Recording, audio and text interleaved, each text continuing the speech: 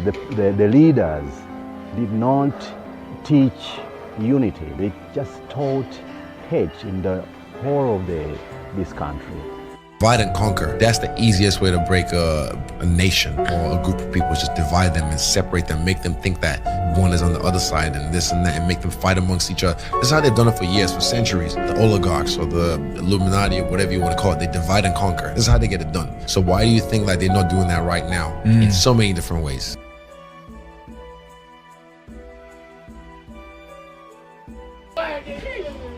Yo, they still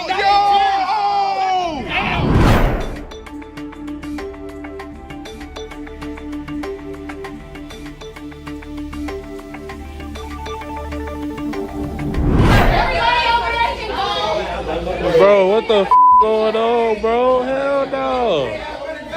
Bro, I just want my waffle, cuz. Oh, shit, you wildin', cuz. Oh, shit, you are wildin'. Oh, shit.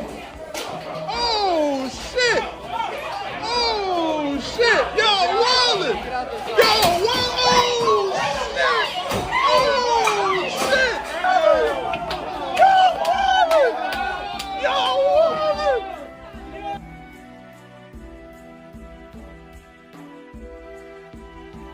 Yo, wildin'! Yo, they still Oh my God, bro! Oh my God, bro! You wildin'! Yo, chill! You about to go to jail? Chill! Y'all about to go to jail! You wildin'! It's not true! Hey, get over this counter! You're going to jail! Get out the store! I'm so tired of these dumbass people. He's throwing stuff at me now. What's up? What's up? Come in! Come outside! Come outside! Hey, get out! Now! Come outside! Yo, they still... You think we've made any headway? I think it's more important to make headway in our own house. By the time the system comes into play, the damage is done. They're not locking up 7-year-olds. I was in Chicago 3-4 weeks ago, and we saw these little kids on bikes with masks on the side of their head, like 5 or 6 of them. And the driver said, yeah, they're little yummies. I said, who? He said, little yummies. Google Lil Yummy. Lil Yummy was an 11-year-old murderer. And you look at his picture, you'll see the headshot of him, he's like this. And he got murdered at 11 by a 14-year-old who's doing life now as a 16-year-old. He blamed the system. Where was his father? It starts in the house. It starts in the home. And yeah, well, my father got locked up, but where was his father? So if you're waiting on the media to find out Black Lives Matter or black shootings, you don't give a fuck no way. They black people won't go get the facts. So if you're waiting on the media to find out Black Lives Matter or black shootings, you don't give a fuck no way. Well, you respect them more? Absolutely not. Okay. I remember when Joe Biden was having a conversation with you and he told black people that if you don't vote for him, you're not black. So, what is Joe Biden's real record on race? And it was not only that, but you also worked with them to oppose busing. And, you know, there was a little girl in California who was part of the second class to integrate her public schools. And she was bused to school every day. And that little girl was me. Harris was in fact accusing him of preventing black students from integrating into white schools, and of being friends with openly racist politicians. Biden also admits to having been civil with Democratic colleagues who were openly racist, like James Eastland, who had a long history of racist remarks, including that black Americans belonged to an inferior race, as well as the segregationist Herman Talmadge, who vigorously opposed school integration. Governor, this means in effect that your state would set up a private school system. We intend to maintain separate schools in Georgia, one way or another, come what may. Biden also developed a decades-long friendship with segregationist Strom Thurmond, who... And then after he got elected, he took care of every other constituency except black America. When they look at Brittany Griner, they're looking at 4 distinct voter bases. You're looking at the celebrity base, you're looking at the LGBTQ base, you're looking at the woman base, and you're looking at the African American base. These are going to be 4 very critical voter bases come election time. So they're really just arming up for that war against Donald Trump.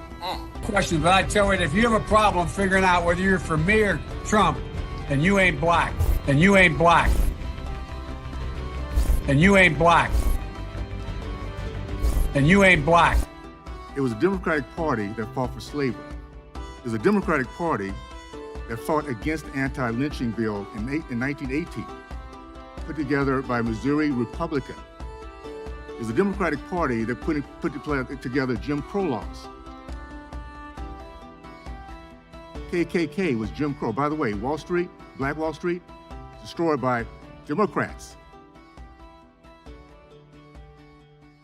KKK was Jim Crow. By the way, Wall Street, Black Wall Street, destroyed by Democrats.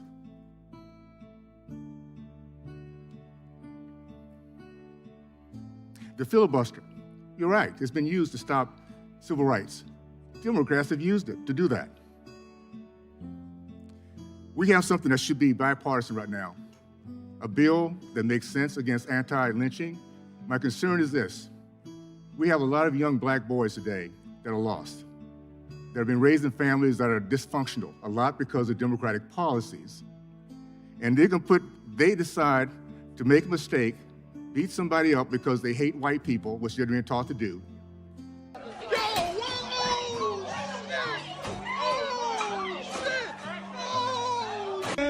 Beat somebody up because they hate white people, which they're being taught to do.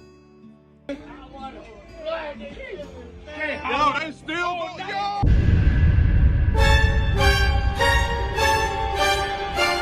Beat somebody up because they hate white people, which they're being taught to do.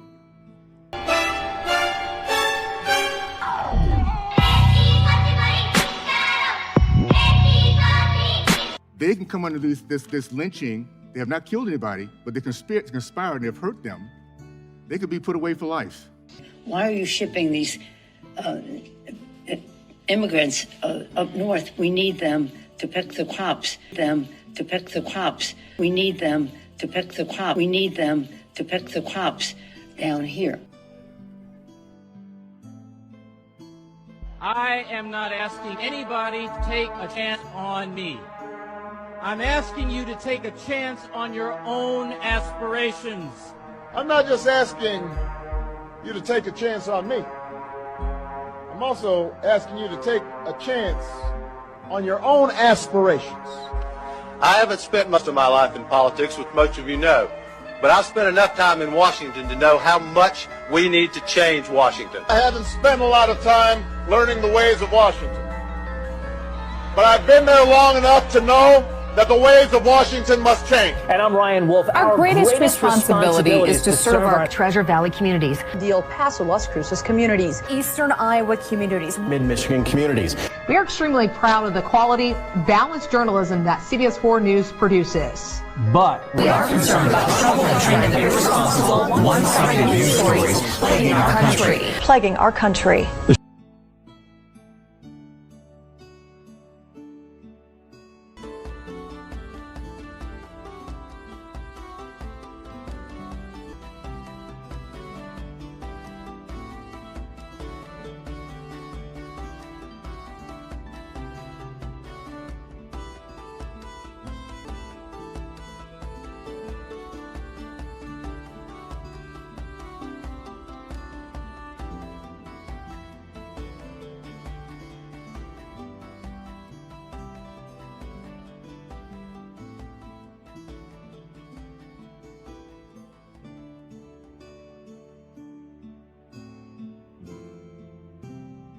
And that's the word white privilege. You know why that bothers me? That is an attack on who I am.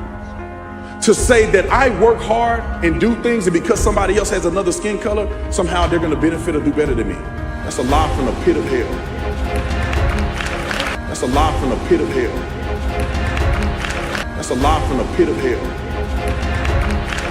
But that's not the most important. That's just me talking. The most important of that word is that you're spitting in the face of God. How dare you think that a man or a woman or melanin can have a privilege over what God can do in your life? Dare you think that a man or a woman or melanin can have a privilege over what God can do in your life?